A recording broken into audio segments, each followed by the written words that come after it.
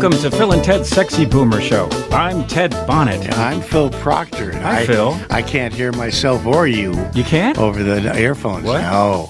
What? So I'm going to have to just wing it and pretend that we're on the radio. Well, you sound great. Well, thank you. And we're in another wonderful fundraiser. What? Yes. Oh, no. I know. You We were didn't hardly back. You did not tell me this before we drove over here. Well, you drove. So, you know. But I wouldn't have. I didn't want to disturb you. Want to just keep your eye on the road. Yeah. You had valuable cargo. Your dog, Luna. All right, My agent. So listen, because we are going to be giving things away for money, Yes. which I think is called selling things, Yes. in support of our station. Yes. Tell us a little bit about it, Ted. About what? Well, this piece of paper. Oh, yeah, there's a contract. There's a lot of things you can't... No, not that. Oh, This okay. one here. All right. Oh, this one? Yeah. Oh, yeah. Well, hey. No, it's on the first page. Yes. I can't see it. This is My the eyes first are time dead. in all the years I've been on Pacifica Yeah. where I've been handed actual copy to read. Well, that's just well, let me get a picture. So should I do an announcer voice or no? I think you should. Yes. This hour of Phil and Ted's Sexy Wait a Boomer- minute. Is that your announcer voice? No, I didn't have to do my announcer voice. Oh, here. all right. Well, I was disappointed. But This go ahead. hour of Phil and Ted's Sexy Boomer That's Show better. is sponsored in part by Caltech's Rambo Auditorium. Rambo. Firesign Theater Archives and Robert Dubac. Who's he? Oh, he's this our- guy sitting Oh, over our here. guest. Our guest today. All of whom have generously donated items at knife point for Yeah. KPFK's Fall Fun Drive. I mean, Wait a Bob, minute, is Bob it a- had no idea. Excuse me. Did you say fall fun drive? Yeah, we're going to fall, and it's going to be fun. Okay. Ow, ow. So, in this wonderful hour of radio hijinks that you're about to enjoy, you can pledge your support of Phil and Ted's Sexy Boomer Show. It is important, if our listeners listening, Yeah. to send whatever he can or she I know. can. I don't know. Here, Has our listener... I have not seen the pronouns. I'm not The sure. listener hasn't changed pronouns? We don't know Okay. if it's a he or she or We'll an ask it her. or All what. right. You can pledge your support, listener, for Phil and Ted's Sexy Boomer Show by donating during our hour. That's the point. Yeah, isn't it? because, it's a non-commercial station, but you know how things work in the real world, right? Yeah, we're making a kind of commercial right now, aren't Yeah, we? so if you have an extra $1,000 liner, it actually says $1,000 here, but you can also send 25, 50, 100. You can send 10, whatever you can comfortably afford, because we can work in numbers. And Yes. even with one listener, $10 will go a long way. Long way. Coffee, a cup of coffee. So whatever level you can comfortably afford and withstand, because we're going to be here for an hour. Yes. So call us at 818-985-5735. And press 2 to talk to our answering... Our call center. Our call center. We actually have a call center? Yeah. Wow. Yeah. That's even better than most of the online services I subscribe to. It's one person with 3 phones. And you can also, if you don't want to deal with real people, and I understand that, you can go to kpfk.org online 24/7 to pledge online. But if you do, tell you did it because of the boomers. Yeah. Give us a boost, Yeah, you give know? give us a boomer boost. And we have made a wide variety of what we call thank you gifts. So you can be a sustainer by contributing monthly. That's another way of doing. So, we don't have to. I'm a sustaining member. Yeah. I mean, not only can we harangue you for an hour, but then we can bill you once a month, too. That's 2 for the price of 1. That's $5. That's $10, America, buddy. $15, $20. Cheaper than a Netflix subscription and half the entertainment. That's right. So if KPFK enters our 65th year.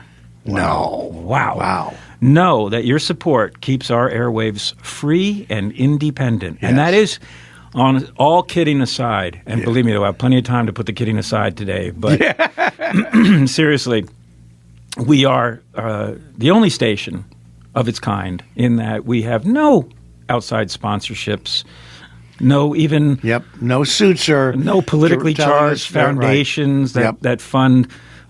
other no public secret radio. agendas here. No. We have nothing to hide here. So it is important that your dollars do go to allowing people like us to come in and talk whatever the hell about whatever the hell we want. But today we're actually going to talk with a wonderful friend and talent who's plugging himself in. Can you hear yourself now? I'm I not, can. I'm not, Welcome, gentlemen. I'm not done with the copy. Oh, okay. All right. Gee whiz. We are truly, quote, powered by the people, unquote. We are. End quote. So as you listen to your favorite show, and we all know what your favorite show is out there, listener, Yes. the Sexy Boomer Show, That's please us. consider pledging. Once again, that number is 818-985-5735.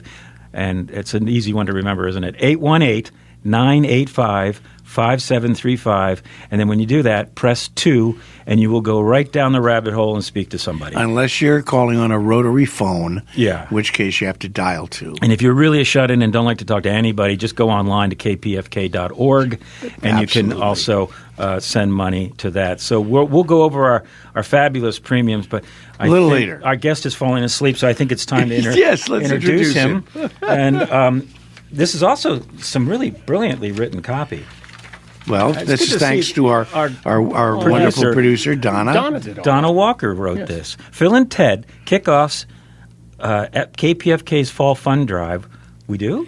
Yeah, well, We're not kicking off. Aren't we that done fun with this, No. for God's sake? Okay. Our guest is Robert Dubac. That's better. Whose hit show, The Book of Moron, Yes. not Mormon, Duh. Moron, has been described as one of the most hilarious, intelligent, and scorching satirical attacks on idiocracy since Mark Twain. Who said that? Did you say that, Bob? Oh, I wrote that, yeah. Yeah, that's a hell of a high good. bar. But I copied it off of a reviewer. Oh, you did? Oh, really? That's great. I figured, hey, he put it better than I could, so. Well, critics rave. That's his job. It crashes headfirst into the barriers of sex, race, religion, politics, and the media. It may be offensive to some. Oh, good. We hope. And there's laughter for all. And so, having been brainwashed, speak for yourself, Donna. Having been brainwashed by a culture that worships the Kardashians. No, she didn't write that. Bob wrote that from a review. No, it's not in quotes. Oh. Having been brainwashed by a culture that worships the Kardashians over character, delusion over truth, and selfies over self-effacement, Dubac finds himself stuck in a coma of stupidity, asking himself, quote, "Who am I? What do I believe? And what's the point?" Good question. Bob, welcome to the show. Well, What's the thank you. point? What is the point? The point is we're 65 years old here at the radio station. Well, the point Correct. is you're doing the show tomorrow and Friday. No, I'm doing it Thursday. Thursday and Friday. Thursday and Friday, yes. At the Laguna Playhouse. Show starts at 7:30. Very nice venue. Wonderful Great venue. Yeah. The only time I'm going to be here in Southern California. From okay. here, I go to New England to do the shows. Wow. there. But the Book of Moron, which, as you said, it does have nothing to do with the Mormon religion.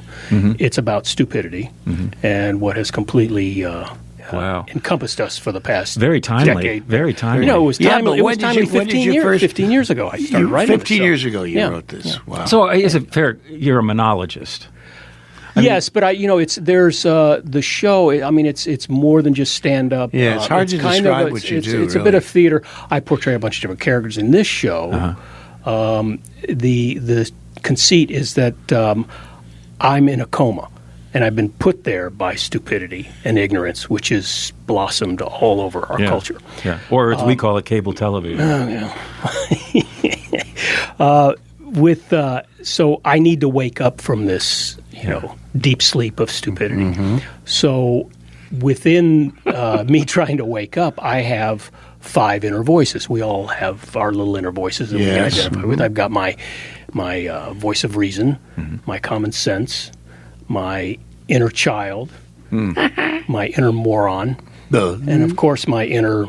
I guess what's Your inner the Bob? censorship? No, my inner a-hole. You're in a rail. Yeah. Wow. Can I say that? I guess I can say Which that. you, You which say you that? say is your predominant personality voice, I should say. Well, here's what's interesting about comedy. What I realize, when you do different characters, there's more that you can say that you can get away with that you can't within your own personal persona. That's right. So there are each one of those 5 characters have things that resound and stronger Right. than if I was just doing stand-up.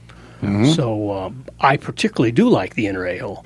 But we all do. Right. We all, because Yeah, when I we're say, comfortable. Yeah, we're Yeah. comfortable with. That But he's part the of guy who ourselves. can't, who you're always censoring. But he in the show, he's somebody who doesn't, bite his tongue. He says whatever he says. Like Right. he'll say, and he's got this, kind of raspy voice, and he'll say, "You invite me over to your house, and you say make yourself at home."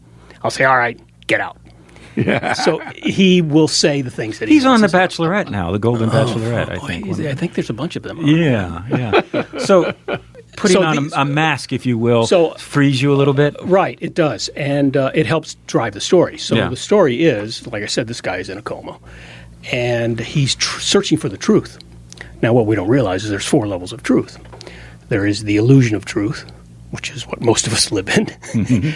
There is the truth, level 2. Level 3 is the whole truth. And level 4 is nothing but the truth. And even though that sounds like a trope and, a cliche, they are very specific. And he has to understand what these are in order to wake up.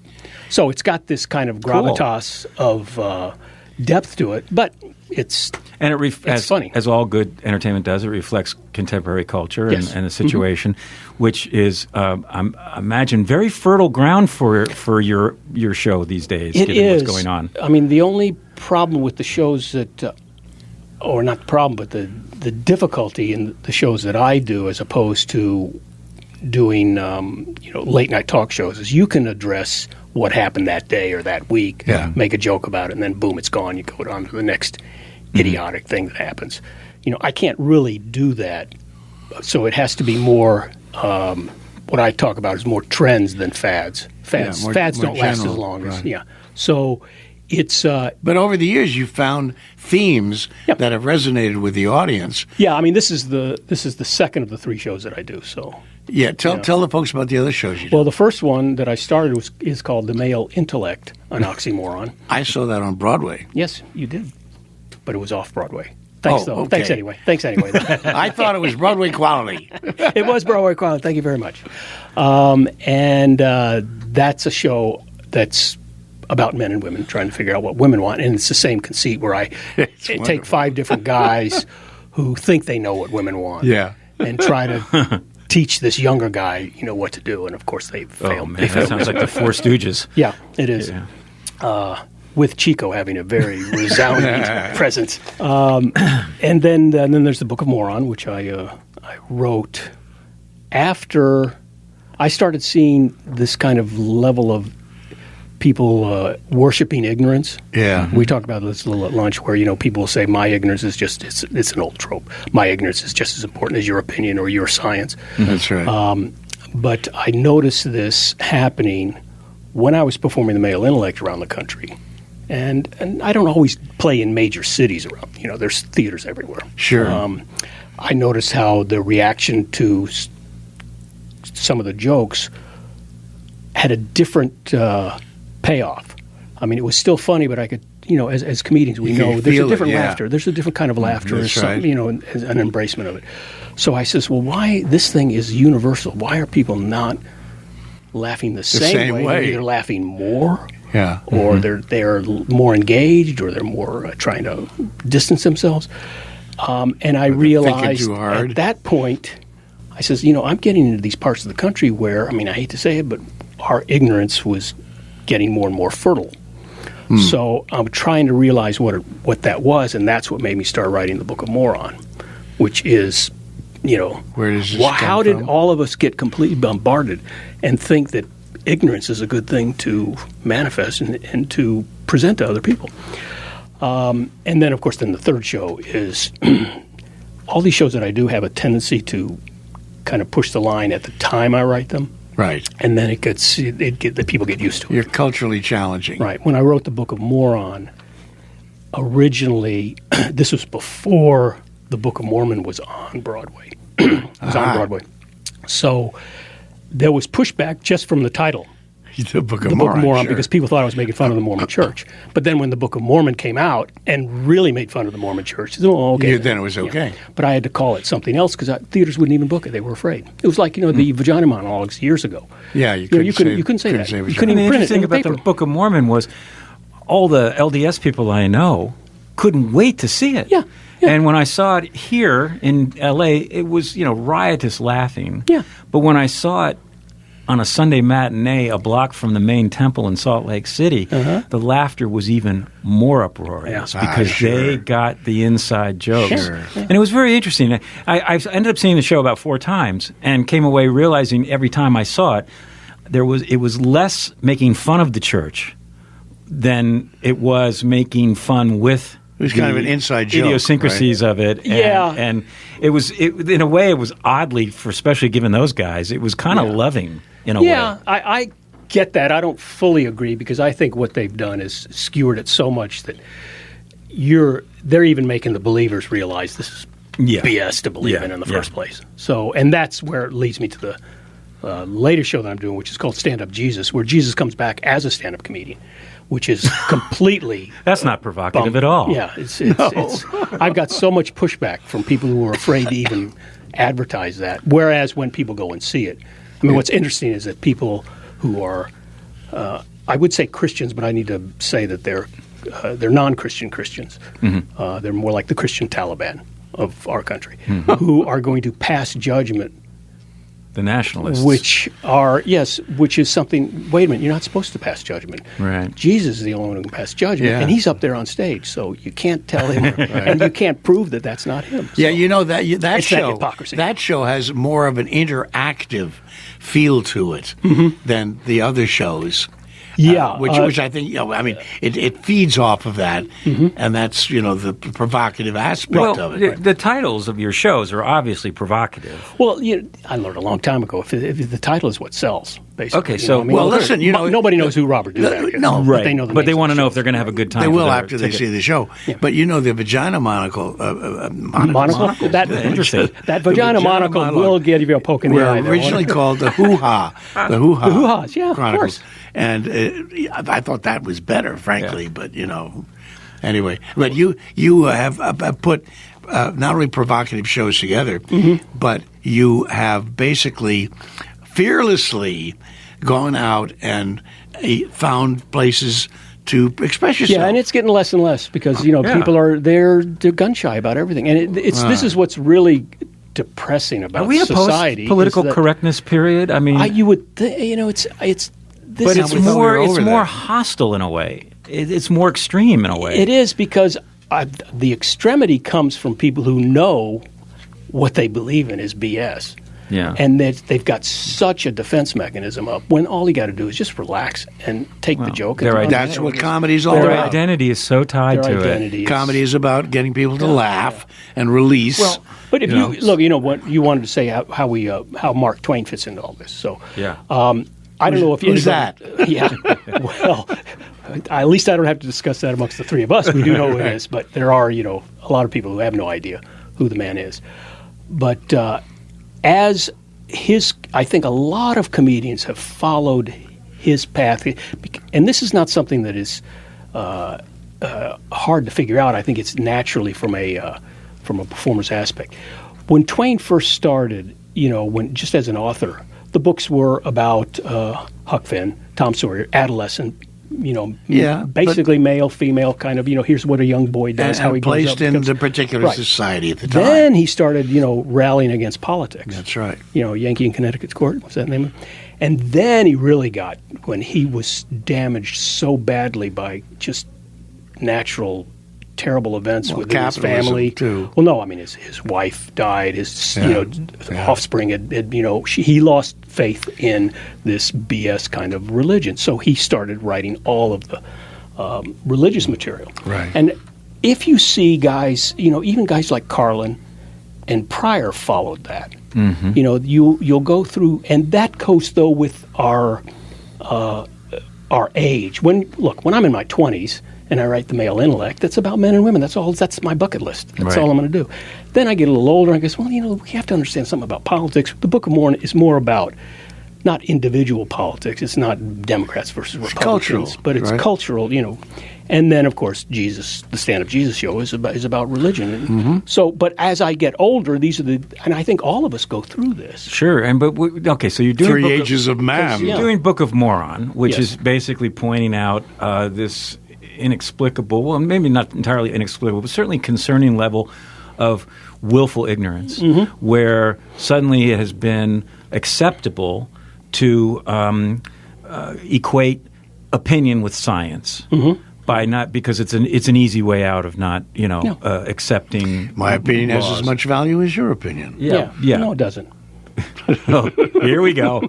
So when you go, You're supposed to say, no, it doesn't to you. See, that's how the No, fight it doesn't goes. to me. Yes. Sure, there you go. So what so you're playing these different cities, and we know how polarized Yeah, culture course. is right now.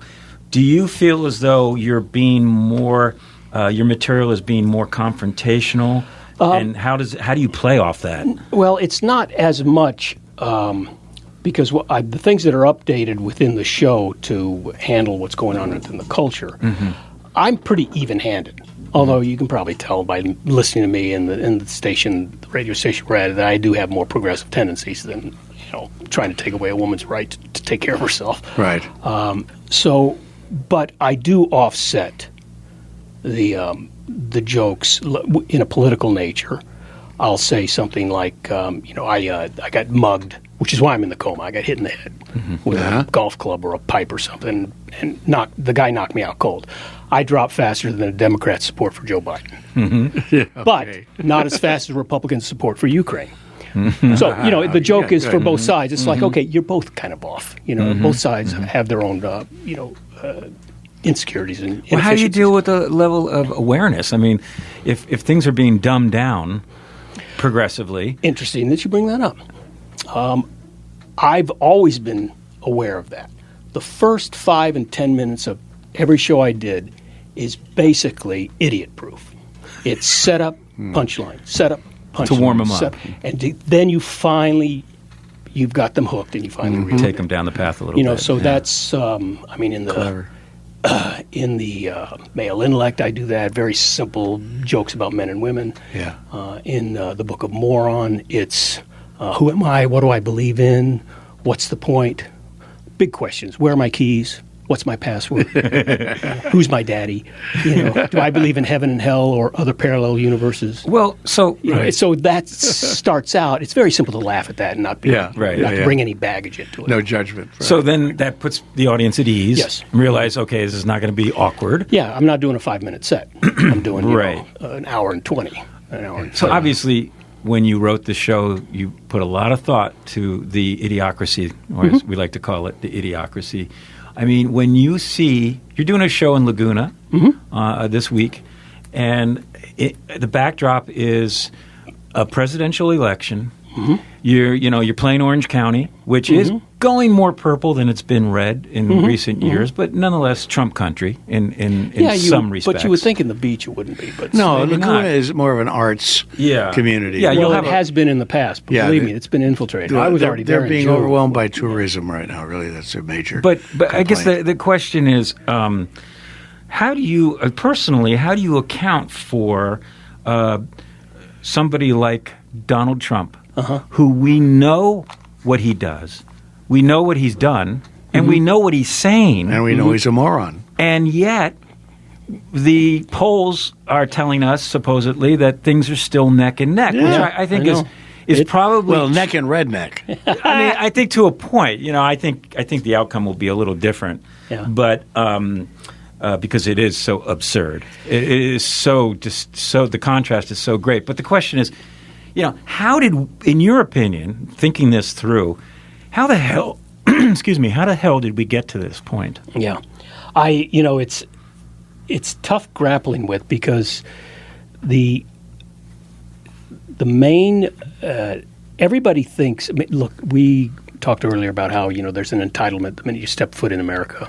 Off the boat, you've got a sense of entitlement. Yeah. And people they all negate that. They go, I'm not entitled when they're entitled. I mean, you can tell how people are entitled just the way they walk through the crosswalk. Right. They'll take their time when they want to show that they have power, because that's the only power they have, is to slow traffic down. And the same thing when you see somebody go through a stop sign. Yeah. They're entitled. Yeah. I'm in a hurry. It's got important things to do. And I'm more important than you. Nobody else is coming this way. Go on. That has not been taught in generations of their. Look, as much as this religious right wants to say that they're the backbone of the country, they certainly have failed in teaching people that we're supposed to share, we're supposed to embrace somebody else's point of view. All the community values. Well, it's all gone down the tubes because I'm entitled to make as much money as I want because it's all basic. So who's telling them that? telling them? Who's entitling Who's them? rewarding them? Yeah, well, how did we arrive at losing the collective good to the individual gain? I mean, It's capitalism. It's Wall Street. It's what It's I can make this much money lying to you. It's the promise that everybody can do that. Can make a zillion dollars. Greed. But it doesn't matter but it's greed based on lies and falsehoods. right. It's not greed based on hard work. And I'm going to put they'll say that that's They'll what it is, say but that it's- that's what but it it's is. BS. It's so. I noticed a lot of this happening, after 9/11, because I think that was a wake up call. Everybody realized, I do have to look out for myself. Anything could happen at any given time. Interesting. But they did it without any community. So it's Although that was the one thing that brought everybody together. for 2 weeks. Yeah, for 2 weeks. I mean, I remember I had a gig in New England, and I was in California, and the airports and everything shut down. So my wife and I got in the minivan and drove with our dogs from L.A. all the way to Springfield, Massachusetts. Sounds like Phil Austin. Stopped everywhere along line, and it was the most gorgeous feeling of community in the country. Oh, wow, that's great. Did the shows, drove back, it's over. Wow. Oh, really? On the That's return trip, it was like, out of my way, up yours. It was just, so this ability to continue on, look, it's a sacrifice. It's, people don't realize it's hard work to be a nice person. Yeah. It's really Yes, easy to it be a is. narcissist. That's right. It's real easy to be, like what Trump is unveiling. And everybody that identifies with that, we're not talking about the entire country. Right. They're saying it's 45%. I don't know if it's even that high, but it's just giving these people an easy way out. I think there's so many factors too. I think smartphones. That's an oxymoron. Yeah. Smartphones and internet connectivity and social media has profoundly altered reality. It's created another dimensional reality. Yeah, it's created more morons. Well, you just see people in these sort of It's fragmented society. they're in bubbles. Like I'll see somebody walking down the street having a wonderful conversation with somebody. I mean, a genuinely good conversation. She's talking to a device. We're walking by each other, but I'm not saying a even word. there. Right. And I think that this is sort of this is my own, my own but thought. It's like, is this like the notion of never leaving your room even when you go out? Yeah. I mean, look, let's go back even just 10, 20 years. When's the last time anybody went across the street, knock on your neighbor's door to say, hi, how are you? And here's the problem. It's being terribly and successfully exploited by adversaries. This is where we talk about where the greed of lies and deceit you can make money on that. Both inside and out. Yeah. Both on a capitalistic level, but also from a foreign intervention area like Putin, who's a master, and the Chinese, who are masters, even the North Koreans. And so Masters of propaganda. stuff that we've been doing for decades. Well, we have, as well. but not as much, I don't think, because we were taking the idea that humanity's not that evil. Yeah. Right? But look, those countries that you mentioned, along with some of the Middle East, have conned us with their propaganda that there are these super military presence, and they're not. Look, I mean, look at how Russia's been just crippled by a small country, and even now what Israel's doing to these other. It's the firepower. We always thought, well, that's really the main show of strength. Hey, got to tell you, propaganda's right up in there. Well, the information age. And the information age. Now, let's talk about the antidote to this bleak landscape that we pointed out. Dystopian landscape, whatever you call we it. are suffering from a situational awareness problem in this country, a lack of critical thinking, which some religions actually discourage critical thinking. Oh, of course, the indoctrination is, right. Not all, but most. No, you can say all. Really? Yes, you can. Okay. None. All of them. God knows you're right. God knows. Only God and I know. Right? Yeah. From the words of Robert Dubac, his Between show, me and me, Stand I Up and I. Jesus. Right, exactly. Yeah, I wrote this with God's help.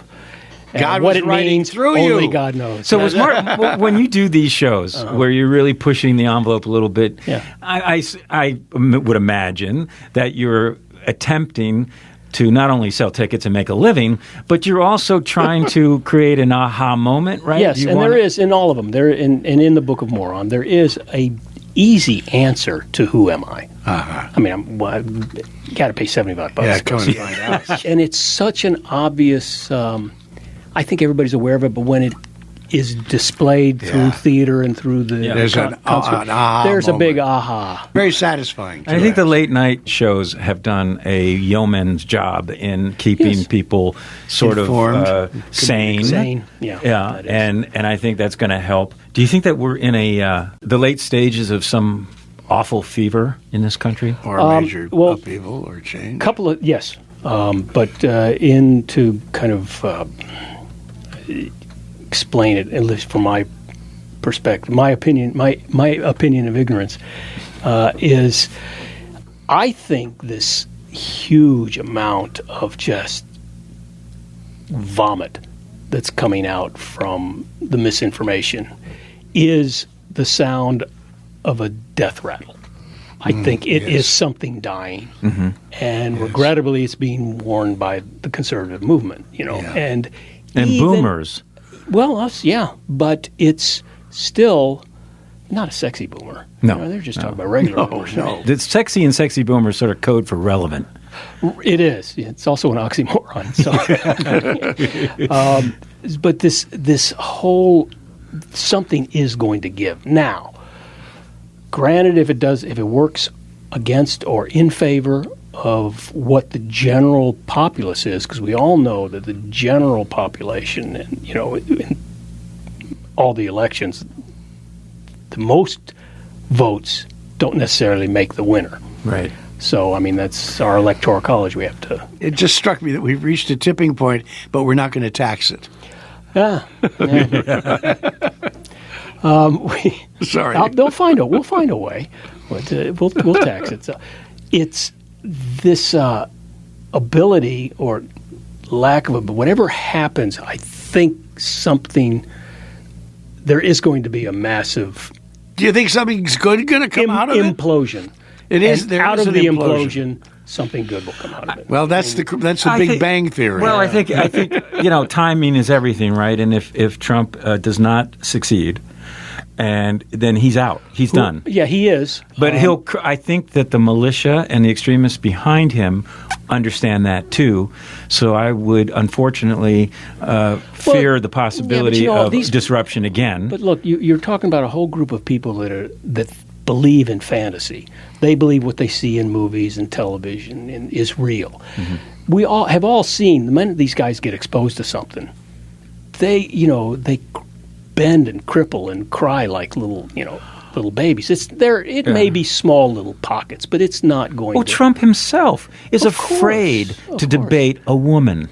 Yeah, that's the way it should be framed. A mentally disabled woman. Right, yeah. But as you said earlier, it's classic projection. Yes. I mean, I think he's borderline, not let alone. But he's like a cornered rat right now. Really, he is. Well, it's either this or jail. And that's it is going to be convictions. Could be both. You know, so this is, like I say, it's a death rattle. It is when you corner a rat. It's the tighter and tighter you can get them, the more they're going to lash out. Now, whether he can convince that 44% to go his way, either way, whoever's in the entire culture of the world has to go through some sort of realignment here. Mm-hmm. There's going to be a problem with no matter who's in the White House. What's happening with There's the war? It's happening with the economics. The war in the Middle East right now too. Yeah. I mean, there are all these opposing, crazy elements. There's an interesting clashing theory in economic understanding written by a guy named R.N. Elliott. It's called the Elliott Wave, where they study sociology as based to the finance part of the world. We are in and there's been countless other books written on it, but we are in an era where this is going to crumble. Mm-hmm. Yeah. And you do have to kind of figure out how to take care of yourself. Yes. But not to bring a downer to everything. But I'm saying it's, their hope is interesting.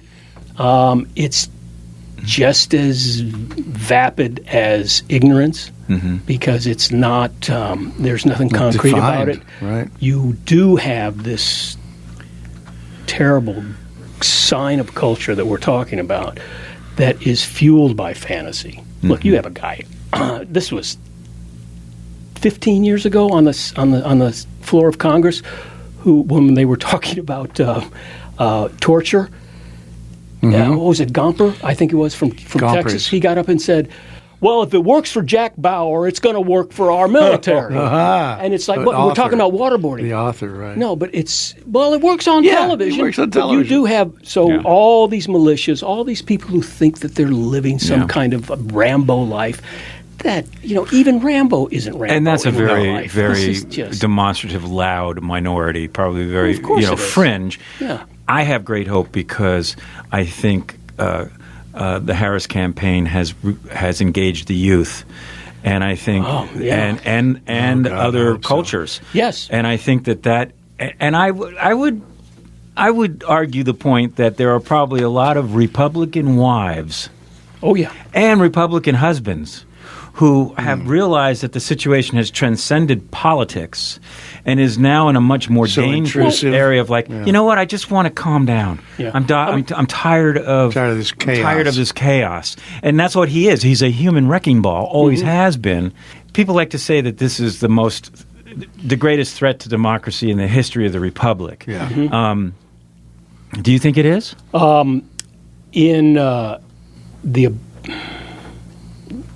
I'd say yes, because I've only been alive for, I wasn't alive back in the 1800s. I can read stuff that's happened. I can understand, try to understand it. I was never there, but there was no television. There was you had a whole different book way learning of life. Was about it. Look, we had a bigger vocabulary during Twain's time than we have now. Of course. Yeah. Look, I show in the Book of Mormon. I have a thing is, the average adult has vocabulary of a ninth grader. You know what that means? If ninth graders listen to us, they'll never get into the 10th grade. But they will get into Congress. So it's. And, you had a massive vocabulary from people in late 1800s, early 1900s. That's right. That's not, ever since the invention of television, to be honest, our vocabulary's dropped. So, yes, I do think that there's more of a damage to democracy. I think people are socially stunted because of these devices and social media. You can't really go into the wilderness anymore without – you can take your phone into the wilderness. Yeah. And – that is literally dulling those senses of survival. Of course, yeah. And it might save your ass if you get lost. Well, it is, but what really would save your ass? If you had a Boy Scout, Cub Scout upbringing without being sodomized. You knew how to be a real survival. That you could survive that. That's dark. That's dark. I know it's dark. So I got to ask you this. How did this all start with you, that you became engaged in creating these shows? I think it's because, I don't know, maybe it's ADD, maybe it's OCD, but where nobody's doing this. Why don't I try doing this? I first started Did you do stand-up? Yeah, I did stand-up for a long time. And I was on a soap opera. I was an actor. I had this that kind of helped. Oh, yeah? What soap did you do? I was on Loving and All My Children. I was on, what was it called? Edge of Night. Oh, God, yeah. Early on. I was, the studios in ABC up on. I worked up there in General Hospital. Yeah. So, but and that's a good training ground. But all right, so you were an actor, a legitimate actor, and I also was a comedian. But the reason why I was more of an actor is because I was a pretty attractive young guy, and there's no way to say that. You're still a good-looking guy. Yeah. Oh yeah, no, you look fabulous. Well, thanks, boys. Thanks very much. But there was no room for a comedian to be good looking. So, really?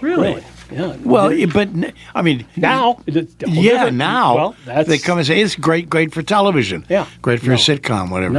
I was, I had my sitcoms, I had my projects, and it was, it took time for it to be recognized. So that combined with the acting skills. I studied with Sanford Meisner for years. Oh, wonderful, yes. So I took that. I said, okay, let me take all this funny stuff and make it so that it has a little gravitas to it. Okay, well, Firesign Theater, that's kind of what motivated me. Right. Okay. So it's that kind of, so that's what pushed it into it. And then when I started writing these shows, I'm thinking, I'm not going to get up there and talk about myself because that's what everybody does. And for some reason, they think that that's interesting. Yeah. Look, if you're Billy Crystal, Bette Midler, John Lithgow, I'll pay money to come listen to your story. Phil Proctor, tell me about yourself, because you're an icon. Just tune in. Yeah, it's every week. And it's free. Yes. And you don't get paid for this, by the way. We don't. Nobody gets paid for this. The money that comes in supports this show. Let's talk about Book of Moron. Yeah. The two of us are tithing big time to this show. It's using your acting skills. So I to portray your ideas. But not myself, because nobody. I learned from a marketing and producing aspect of it. Nobody's going to spend at the time, $25. Now it's $50 to go listen to some guy talk about himself, unless they're famous. Unless they're it's famous. Billy Crystal. Yeah, I'll go listen to him. Yeah. Same with podcasts.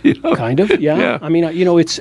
Sponsorship. There is something about fame that drives a sales. Very definitely. Celebrity I wanted the show to have more of a to be more endemic to society, so that everybody can sit there and look at it and go, yeah, that's me. Yeah, I could be that guy. I could do that up there. He's talking about me. He's not talking about himself. He's not talking about how he grew up with a drunken stepfather who used to beat the dog or whatever. Kind of. Yeah. Do you talk to your audience after the show to find out how to hit them? Yeah. When I go out and on the road, peddle merch. Okay. No, which you can't do anymore because nobody has a DVD player. So I usually just give them away. Because there's nobody. Right. Oh, that's interesting. I made a great business choice and bought thousands of DVDs. So I've got DVDs. That's why I was asking about the little thumb drive. I said, maybe I can put these on a thumb drive. Right. Because nobody has a DVD player. But I do. People do come up, and they're what's most. I mean, I know what the response is going to be for the Male Intellect and the Book of Moron. It's like, I'm glad you're talking about this. This is the way I feel. I don't agree with everything, but I like the way you're putting it. And, so and the message of both of those is very important. What's happening with the Jesus Show is they are regrettably endorsing the show. Because they have been indoctrinated by religion, and they're going, oh man, I don't want to get into my head about questioning these kind of values. Because they'll have this existential crisis inside their mind. So, but I'll let you do it. Thanks a lot. So it's cathartic. You can burn in hell. Yeah. I tell everybody, I says, look, I'm going to go to hell for all of you. I'm going to suffer for all your sins. I'm just like Jesus. That's Jesus. That's so ultimately, you're an optimist spreading optimism. Yes, it is. I mean, it doesn't sound like it sometimes when I go off onto a rabbit hole, but it's only to kind of get out of the other side of it and say, okay, that going through it, it's not Dante's Inferno. It's not. We're not going through these 7 depths of hell and going through all this pain and anguish. It's just let's go through it a little bit here and get to the other end, so at least we can just ask the question. Yeah, the values of Jesus that really, matter to people. The mythology is what matters. It's this taking things. Yeah. It's you want to take the teachings of Jesus and put the Constitution in the same light that all this originalism. Like the Supreme Court justices who say, "Oh, it's written in stone, and that's the way it is." I mean, that's exactly what these religious people are talking about. I mean, it's of course, the Word of God. It's ridiculous. But listen, it's not the Word of God; it's the Word of man. The Word of man. There's no right. Putting words in God's mouth. Yeah, that's right. But they say the Word of God. How did you get the first show on, and how did that become successful? The first show was, I had done stand up. I had done the soap operas. Was this a lot of acting. All of this was out here? No, here I was in New York. Oh, that's right. You were in New York for the soaps. While I was doing the soaps, I was writing. I don't know if you remember what happened within stand-up. It got completely flooded, which it is now. Sure did. There's just everybody and anybody can do it, or is doing that same kind of genre. So I was thinking, all right, I'm not going to be doing comedy clubs the rest of my life. Let me try to figure out how to do this. So that drove writing The Male Intellect. And ironically, I was still in my, early 30s. So it was, and I was doing a soap opera, which is nothing but relationships, men and women, and all the very satisfying, isn't it, for an actor, really? So I said, okay, well, let me take all this funny stuff that I know and put it into a story about, men and women. And ironically, at the time, it kind of predated itself. It's had a big resurrection now. Yeah. because of the Me Too movement. It's a timeless idea. The show was about a guy who's getting the wrong information from other men. That's right. He's not thinking the way women should be, the way women think. He just thinks he can buffalo this way and cram this idea down everybody's throat. Yeah. And it's about a guy trying to find some balance between his masculine and feminine. Yeah. So do you find, I mean, these are really general principles, so do you find some markets where you perform more receptive to this, or is it pretty But I'm still asking. Oh. You haven't answered the question. How did you get that first show? Oh, I started doing it as Bud Friedman was a great fan. And, Okay. when I was at the Improv, and he gave me a whole evening Well, now to that's do the great. show at the Improv. Wow. That's great. So instead of everybody doing 5-10 minutes, Bob gets to go up there and do an hour and 20, which Wow, pissed Bob. everybody off. Oh, sure. But we do that, and then it started. People started liking it. So then, at the time, he had a branch down in Santa Monica. Yeah. And I just did the show as the only thing you would go see there. Wow. And then that developed, and then Blake Edwards saw Blake, another it, great. and he comic ended up directing it. So he really? was the first director. He was the ultimate director for the Male Intellect. Oh, I'll be darned. That's and wonderful. at the time, he was doing Victor Victoria on Broadway, and he says, "Let's bring this Oh, to Broadway." But goodness. we had to off Broadway. But All right. Still. So Blake, He saw the show and what reached out to you. Wonderful. yeah, and so Well, that's how that all kind of gets Great started. success. And that story. you're still doing it. I mean, Yeah. that gives you relevance. It gives you. Yeah, you created a rep Yeah. from doing that show, and obviously I mean, it must you be then satisfying had an outlet for other ideas. to have this. It is, and outlet. interesting, before we close up here, when I was doing the Book of Moron, one of my best friends at the time, and still is, although he's passed away, is Gary Shanley. And Gary had a very heavy hand in directing the Book of Moron. I'll be darned. really? Oh, wow. And so I tell people, I says, every director I've had, the show killed him. So, so with Stand Up Jesus, I always say, I want to get Bill Maher to direct this. Oh, nice. Nice. You're listening to Phil and Ted's Sexy Boomer Show. Our guest is Robert Dubac, who does a number of really great Shows. What? Yeah, it's Unique how to shows. categorize this. Yeah, you don't want to say one-man show. 'cause Not they one always man have a show. He's very not a bad- monologist. Multi-personality He's not, show. Yeah, It's a theater show, and I'm doing all the. and you're going to That's be right. selfish. performing. Hiring at- myself to do them all. Yeah. You're performing a couple of shows this week, Thursday and Friday, at the Laguna Playhouse Yes. down at Laguna Beach. Well, here what we fun. are once again, out of time. Yes. Yeah, and out of place. Out of place and out of Out time. of place, out of time. Thank and you out so of our much minds. for listening. Thank This God. Phil and Ted's Sexy Boomer Show on every Tuesday at 1 o'clock. Thank you, Bob, for coming in. Thank you. Go see his show. You'll have a good time. We're going to be there. So all the fans come like down. that. I'll See? have you in the lobby with me. Oh, yeah. Wonderful. Bring your Yeah. books. We'll sign We'll them. demonstrate that male intellect. Yes. Absolutely. All right, everyone. Thanks for listening to us. I'm Ted Bonnet. I'm Phil Proctor. See you later.